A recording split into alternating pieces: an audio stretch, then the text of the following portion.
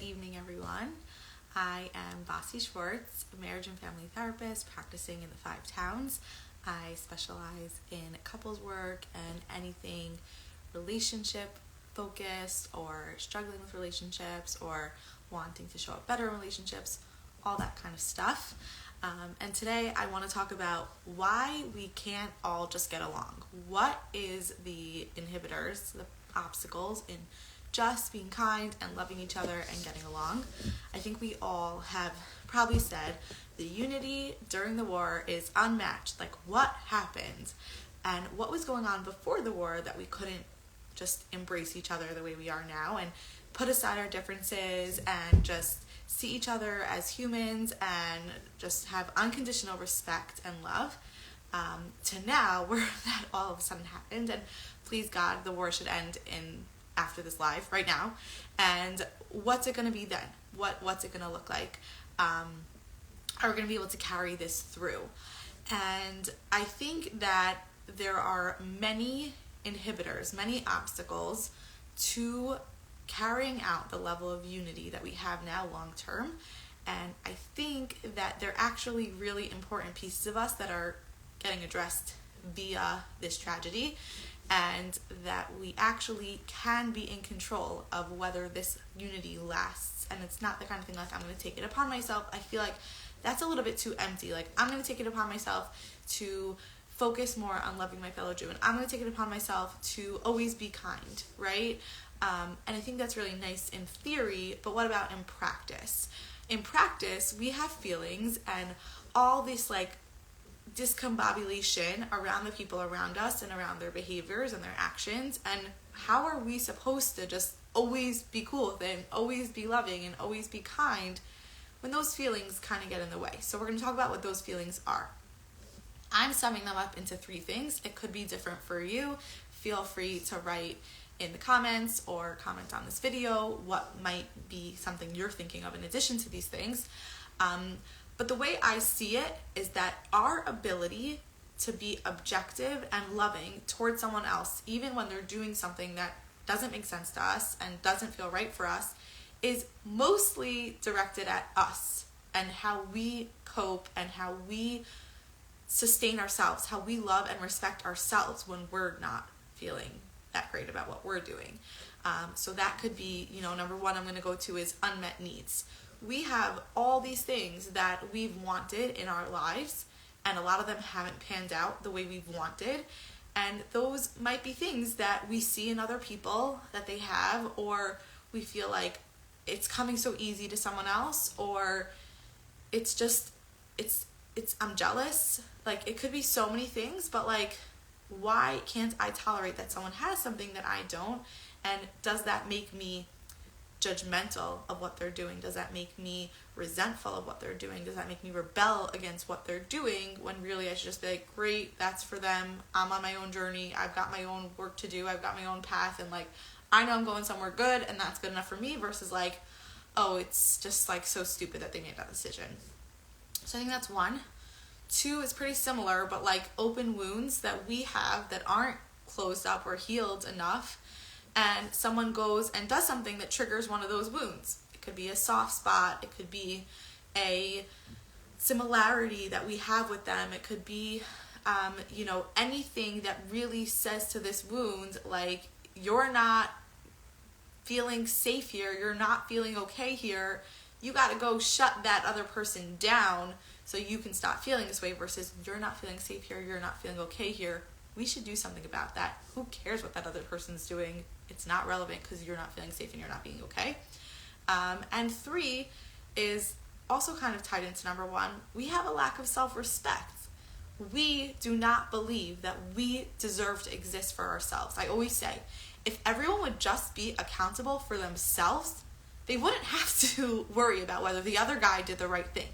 If you spent all of your energy just checking yourself and just making sure that you are making the best, most loving, respectful, kindest, boundaried choices that you possibly can, then probably everyone would be nicer and everyone would get along better, just because everyone would be focusing on what their job is instead of spending that energy focusing on what everyone else should be doing. So I think that's like a really important part of it. And then we lack this self-respect to be like, I get to take care of myself. I am responsible and accountable for my actions and my beliefs and my behaviors, and no one else can fix them for me. And I'm going to put my best foot forward by really focusing on my self-growth and my development. And then I'll implement better boundaries in my life that won't make it that people can do things that piss me off or set me off or make me feel triggered in that way or make me feel jealous in that way or make me feel wounded. Like, that won't happen because I'll have like this pretty little bubble hanging out around me that protects my peace. And when my peace is being challenged, I won't have to feel like, oh my God, my safety is being challenged. Oh my God, this person's barking up my tree. Oh my God, I'm really feeling so threatened here or so uncomfortable here, because they're not going to be able to penetrate that bubble because you have built a self-respect bubble and you're good with it. You are good with it. You know where your triggers are. You know where you're wounded. You know where you need more love. You know where you have unmet needs. And that is where you are going to really protect your peace. And I think that's basically the short of it. The answer really always is to look at ourselves. Like, we cannot control what goes on around us, but we can control ourselves. And I truly, truly believe that one of the main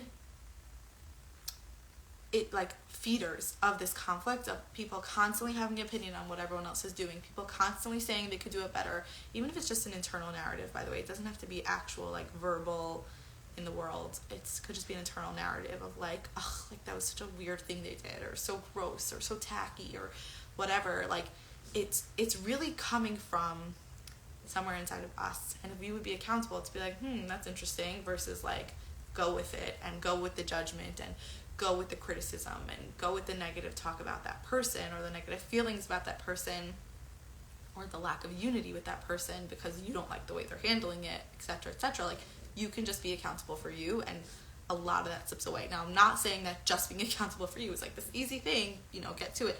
It does take a really big dose of honesty with yourself, like a huge amount of, I want to have a good life, and no one on this earth is dedicated to having a good life for me as much as I am. So if I want to have a good life and no one else cares that much, then my main focus, my main priority, and most of my time should go towards me having a good life. And then I don't have as much time to worry about whether everyone else is making me have a good life because I'm so busy making it for myself, and I don't have to be waiting or expecting anyone to do that. Now, that doesn't mean we shouldn't have expectations of our relationships, especially intimate relationships. There's definitely a whole different category there. I'm talking more about like more basic relationships, not like your most intimate ones. That, I think, is like a whole different life. And I think that's an interesting way to look at v'ahavta l're'echa kamocha, right? Like, love your neighbor like you would love yourself. If you love yourself, it's easier to love your neighbor, kind of thing. I'm not a rabbi, but that kind of thing. It just feels right to me. And when this happens, when it shows up that these feelings emerge and we're feeling resentful, we're feeling jealous, we're feeling judgmental, we're making a lot of